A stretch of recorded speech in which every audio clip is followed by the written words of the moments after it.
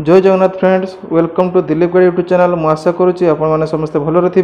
आज भिडियो आम जाना आज राज्य सरकार द्वारा जो नुआ योजनाटी नुआ व्यवस्थाटी लॉन्च होती ताहारी पर जाना। आज जो नुआ व्यवस्थाटी लॉन्च होती ताहा होची आम शासन। यही आम शासन योजन आमको कौन फायदा मिलिबो, एटा कौन पाई राज्य सरकार लॉन्च करछंती ता विषय रे ए वीडियो माध्यम आम स्टेप बाय स्टेप प्रोसेस जानिबा। वीडियो को लास्ट पर्यंत देखो आपण आम शासन विषय रे समस्त तथ्य पाई परिबे।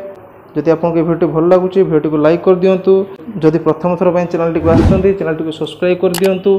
जितेबाला भी चैनल टी सब्सक्राइब करुँच नोटिफिकेशन बेल आइकन को ऑल पे सेट कर दिंतु। देले जितेबाला भी मुझे चैनल माध्यम जेकोसी वीडियो अपलोड करी आपड़ सर्वप्रथम ताको पाई परिबे वो देखि परिबे। चलंतु आ बेसी देरी न करी वीडियो स्टार्ट करिबा।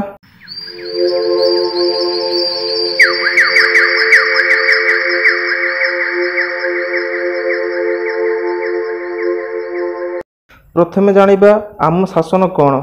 आम शासन होची एमिति एक व्यवस्था जहा द्वारा कि लोक माने तांकर मत डायरेक्ट राज्य सरकार ठारे पहुँचे पारिबे। जदि आपण जेकोसी गवर्नमेंट स्कीम द्वारा बा गवर्नमेंट योजना द्वारा आपण जदि किछि प्रॉब्लम रे फेस करछंती आपणकर आपण मतामत देई पारिबे।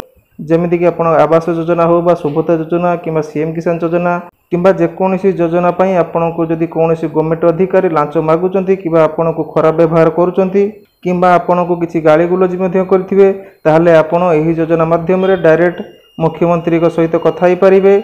एही योजना द्वारा आपण जदि से एम्प्लॉई को विरुद्ध रे किछि भी कंप्लेन करूचंती ताहले राज्य सरकार सीधा सड़क ताको ऊपर कठोर कार्यानुष्ठान ग्रहण करिवे।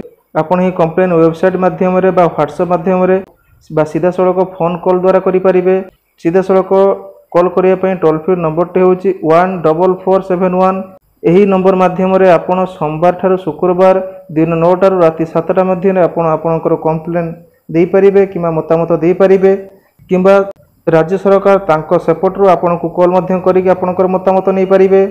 एही योजनाटी आपण जानिथिबे प्रथमे या पूर्वरु जो सरकार थिले बीजेडी सरकार से एही योजनाटी से 5T नाम रे चलाउथिले किंतु सेतिरे तांकर 5T रो किछि सदस्य काम करूथिले किंतु एही योजना रे टिके भिन्न। एही योजना द्वारा डायरेक्ट मुख्यमंत्री आपणकर कंप्लेन टी ग्रहण करिवे बा मतामत टी ग्रहण करिवे।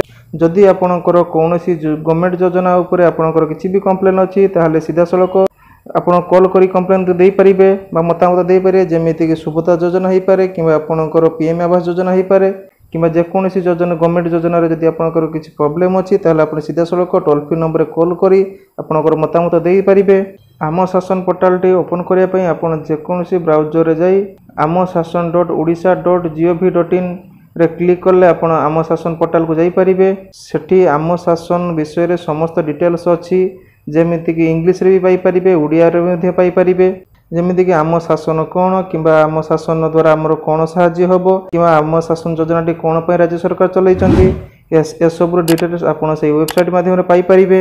मुख्यतः एही योजना टी स्टार्ट करिबार मूल लक्ष्य होची राज्य सरकारंकर जेमिति कि लोकंक पाखरे से समस्त मतामत पहुँचे पारिबे। समस्त नागरिकंकर मतामत से ताको पाखरु नै पारिबे। सेहित पई एही योजनाटी स्टार्ट हेइची। तेणु एही योजनाटी आज ठारू आरंभ हो जाइछि। जदि आपण किछि मतामत देबा पई चाहुचंती ताहले मतामत देई पारिबे। एही वीडियो माध्यम रे मोर एतिकी ही अपडेट दबार थिला आपण मानकू। जदि आपण माने आम शासन विषय रे आ अधिक किछि भी डिटेल्स जाने पई चाहुचंती ताहले आपण आम शासन वेबसाइट विजिट करी समस्त डिटेल्स आपण पाई परिबे किंबा मते कमेंट मध्य करि परिबे। जदि आपनको वीडियो भल लागिछि वीडियो लाइक कर दियंतु, चैनल को सब्सक्राइब कर दियंतु। रहउछि पुणी देखा हबो आउ एक वीडियो सहित। जय हिंद।